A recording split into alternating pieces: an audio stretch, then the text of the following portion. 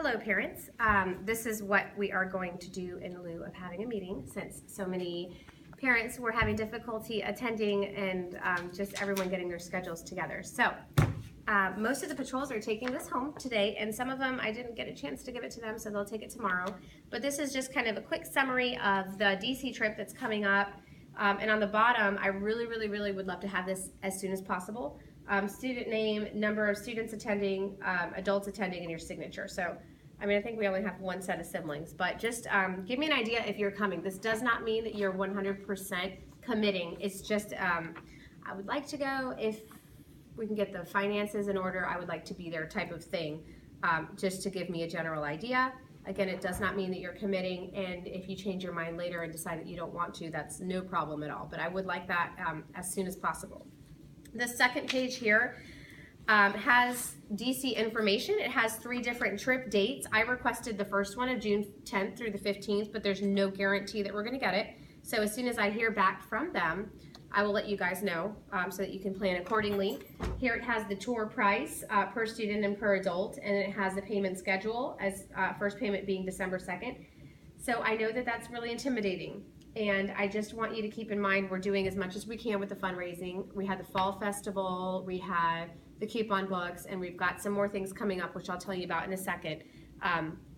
But just encourage to fundraise as much as possible, advertise it on Facebook, have your family members share the post, have their coworker friends share the post, and just share on Facebook and get as much participation as you can.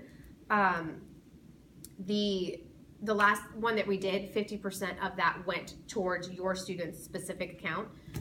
So if, let's just say Isla sold $250 worth of books, automatically her trip is $125 less expensive. And the reason that that's cool is because we're not sharing everything evenly. When it's individual fundraising, that goes towards that individual patrol. Last year we had 2 students, their entire trip was paid for in full, and one student actually even canceled the last minute. She couldn't go to the trip, and she took all of that fundraising money and donated it to other patrols. So please do as much as you can. Even if you're not planning on going on the trip, if you could help fundraise, you know, and we're just work as a family and see how many patrols we can get to go. That's my goal here. So if you have any questions regarding that, please let me know. I'm happy. Just shoot me an email or give me a call, and I'll call you right back, and we can go into more detail. Here on the back is a sample itinerary of how the trip would look, so feel free to read that. And the main concern that I got from people was safety. They were worried, like, okay, I can't be a chaperone, my child is going, how do I know my child is safe? And I'll tell you what, JSO is doing a fantastic job of ensuring the safety of your child. The trip from here to there's police escorts in the beginning, middle, and end of the line of buses. There's also an ambulance there as well in case that there's a medical emergency. You don't even have to wait for 911. 911 is with you. So you don't have to worry about safety as far as traveling goes. And guess what? When your child gets to DC, the police officers of DC take over so that the officers that traveled may rest. And so then they take over, and they're guarding the hallways of the hotel, making sure that nobody's entering your child's room. And by nobody, I mean you too. So your children are going to be roomed together, and then you will be roomed with another adult chaperone. You will have the option of choosing who you get your room with, as well as your child. But the reasoning for that is safety.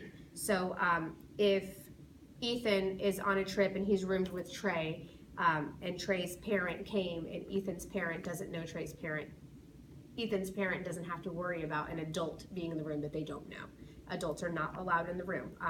So the main thing that this chaperone will do is, like, you know, if we have to meet downstairs for breakfast at 7:30, the chaperone will call the room at like 6, whatever time they feel is best, wake everybody up, tell them, hey, I'm going to be knocking on your door in 20 minutes. You need to be ready. If you need anything, call my room, type of thing. And again, JSO is up and down the hallways making sure that that stays in place. It's all for your safety, for the safety of your children. And I mean, I'm just blown away impressed on how safe it is. So if you have any questions about it, let me know. Again, I'll be happy to answer anything pertaining to that. So I want to jump, and I'm talking fast here because I have Ethan and Isla recording me, and I don't want to take up too much of their time. But our fundraisers, the last one that we had, the coupon book, so that one's over. The very next thing that we're going to start up, it's going to be the chocolate bars fundraisers. Okay, and each bar is $1. They sell super popular. People take them to work and just put them on the desk, and I mean, they sell like this, and it's a really great. It's a, because of taxes and everything, I'm going to play it safe and say a 45% profit, which is still really great. Those are going to be selling from October 30th through November 17th. I'm ordering 2 boxes per child, but